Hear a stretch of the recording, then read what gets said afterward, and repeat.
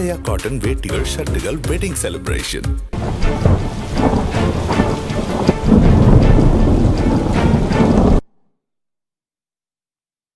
தமிழ்நாட்டின் பல்வேறு பகுதிகளில் பரவலாக மழை பெய்தது. மதுரையில் சுரங்கப்பாதையில் தண்ணீர் தேங்கியது. வேலூரில் ஆற்றில் ஏற்பட்ட வெள்ளத்தில் தரைப்பாலம் அடித்துச் செல்லப்பட்டுள்ளது. மதுரை மாநகரில் 2 மணி நேரத்திற்கும் மேலாக பெய்த கனமழையால் சாலைகளில் மழை நீர் தேங்கியது. கர்சர் பாலம் சுரங்கப்பாதையில் தண்ணீர் தேங்கியதால் போக்குவரத்திற்கு தடை விதிக்கப்பட்டுள்ளது. வைகை ஆற்றின் தென்கரையில் உள்ள இணைப்புச் சாலையில் தண்ணீர் தேங்கியதால் வாகன ஓட்டிகள் கடும் அவதியடைந்தனர்.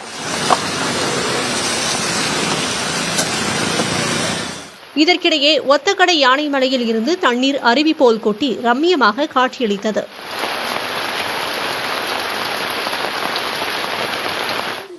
ஈரோடு மாவட்டம் கோபிச்செட்டிப்பாளையம் கொடிவேரி அணையில் வார விடுமுறையையொட்டி சுற்றுலா பயணிகள் குவிந்தனர்.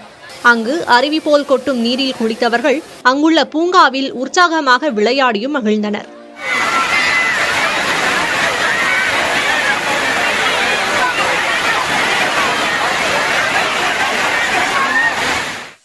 தென்காசி மாவட்டம் மேற்கு தொடர்ச்சி மலைப்பகுதியில் பெய்து வரும் மழையின் காரணமாக குற்றால அருவிகளில் குளிக்க விதிக்கப்பட்ட தடை 3வது நாளாக தொடர்ந்து வருகிறது.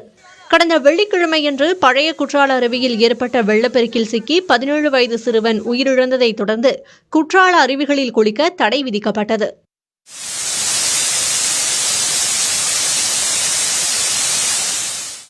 சேலம் மாவட்டம் ஆத்தூர் மற்றும் அதன் சுற்றுவட்டார பகுதிகளில் 1 மணி நேரத்திற்கும் மேலாக கனமழை பெய்தது.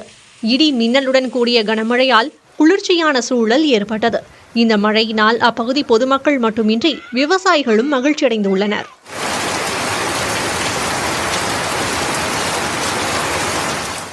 வேலூர் மாவட்டம் ஒடுக்கத்தூர் அடுத்துள்ள ஜவ்வாது மலை தொடரில் பெய்த கனமழையின் காரணமாக உத்திரகாவேரி ஆற்றில் வெள்ளப்பெருக்கு ஏற்பட்டுள்ளது.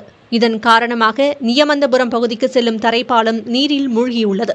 அதேபோல் பாலம்பாடி கிராமத்திற்கான தற்காலிக மண் தரைப்பாலம் நீரில் அடித்துச் செல்லப்பட்டுள்ளது. இதனால் பாலம்பாடி, ஆஜாத்தி, கொல்லைமேடு உள்ளிட்ட பகுதிகளைச் சேர்ந்த கிராம மக்கள் பல்வேறு பகுதிகளுக்கு 5 கிலோமீட்டர் தூரம் சுற்றி செல்ல வேண்டிய நிலை ஏற்பட்டுள்ளது. கன்னியாகுமரி மாவட்டம் காட்டுப்புதூர் கிராமத்திற்கு அருகே உள்ள உலக்கை அருவியில் குளிப்பதற்காக சென்ற ரியாஸ் என்பவர் காட்டாற்று வெள்ளத்தில் அடித்துச் செல்லப்பட்டார். அவரை தேடும் பணி 2வது நாளாக நடைபெற்றது.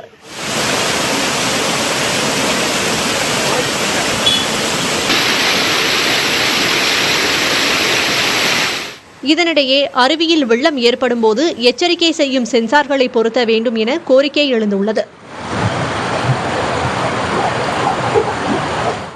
இந்நிலையில் தமிழக பேரிடர் மேலாண்மை துறை தூத்துக்குடியில் மின்னல் தாக்கி ஒருவர் உயிரிழந்ததாகவும் கனமழையினால் 15 கால்நடைகள் உயிரிழந்து இருப்பதாகவும் தெரிவித்துள்ளது.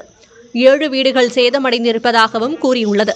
கனமழை தொடர்பாக 2 கோடி பேருக்கு குறுஞ்செய்தி வாயிலாக எச்சரிக்கை விடுக்கப்பட்டதாகவும் கன்னியாகுமரி, கோவை, நெல்லை, நீலகிரி ஆகிய மாவட்டங்களில் 9 பேரிடர் மீட்புக் குழுக்கள் தயார் நிலையில் இருப்பதாகவும் தமிழக பேரிடர் மேலாண்மை துறை தெரிவித்துள்ளது.